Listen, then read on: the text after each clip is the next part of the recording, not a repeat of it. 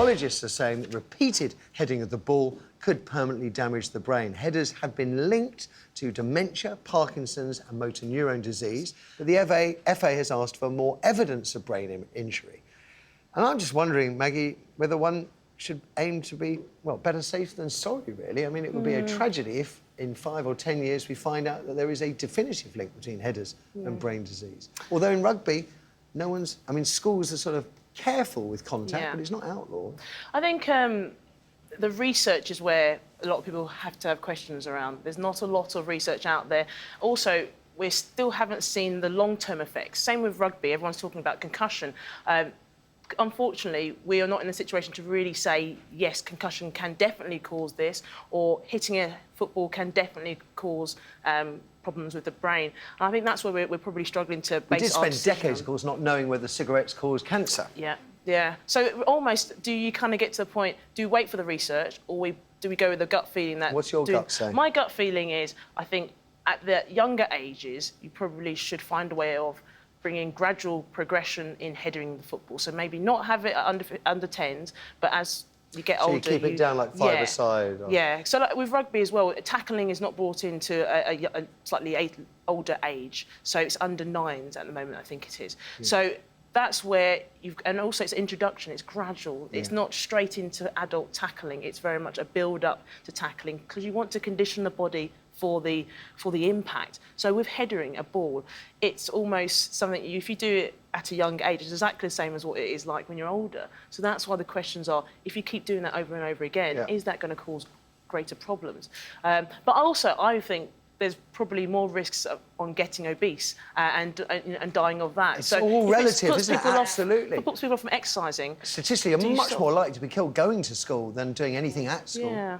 Yeah, I mean, look, people are going to... We were talking about this before, about the word banning. If you use the word banning, that's going to straight away cause people to go, right, that's quite a hefty thing to do. Do we ban it at that age, or do we find a way of gradually bringing it in so that we don't cause effect because they're doing it too many times? So I think the word banning is quite a... We said this before. That's what a big word to use. I agree. It's that word banning that everyone goes, oh, ban, you can't ban it. But... You know, if there's a problem, and, you know, they're little brains and little heads... It's a potential problem. That's it's a potential problem. Interesting as a debate. In an under-10 game, I don't know, I haven't seen many under-10 games of footy, I don't know how big the headering is in that game. I should imagine there's not too many headed goals. But you could do, in training, you could have a heading session. Where you might be heading the ball 20, 30 times Now, or a lot of these problems with the older generation was that big, heavy, dense wet leather ball, like, head-butting a sort of a brick wall.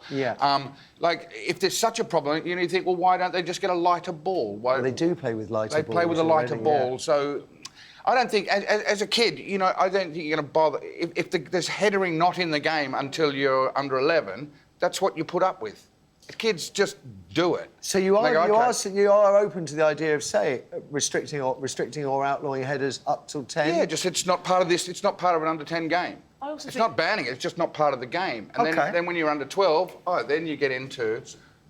At what stage? I mean, when you're playing adult sport, your neck is developed and you're training and you're fit and you can withstand these things. When you're 10 or 11, and a lot of people playing 10 or 11-year-old sport. They're just school kids. They're not necessarily particularly fit. They've been sent out onto the pitch because that's what you do on a Thursday afternoon. And your brain apparently wobbles within your head, some more than most probably.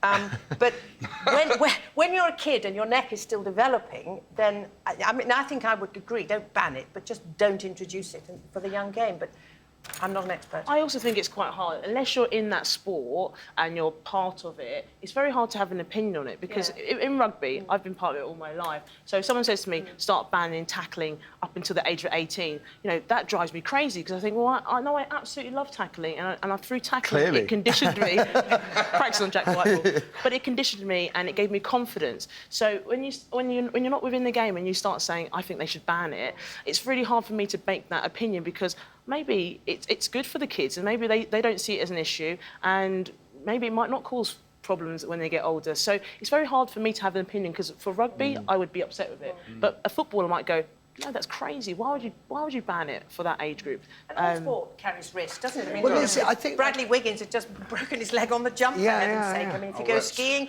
you take a risk. If you play anything, high risk with skiing. High risk, yeah. I think jumping. Because I was sitting here thinking, well, if we don't know, better be safe than sorry. But I think, Maggie, I'm persuaded by the argument that there's risk in everything, isn't there? And there is. And if you head the ball properly, you know, on the front of you and that bit, that's a strong bit of your head. But if you head it wrong, ouch, it does. It's still impact on your neck. I mean, I'm now struggling with neck injuries and I've hardly headed a ball in my life. And it's not nice, you know, debilitating, painful and chronic. So...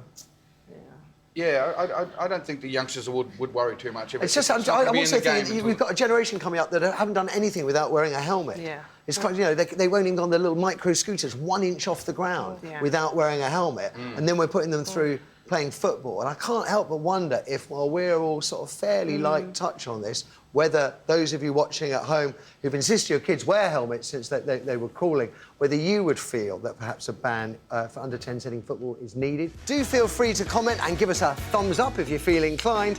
For more clips from the show and exclusive behind-the-scenes videos, click here. If you're new to the channel, click the subscribe button here to be automatically informed when new videos are available. Links to our other social media platforms can be found in the description. Thanks for watching.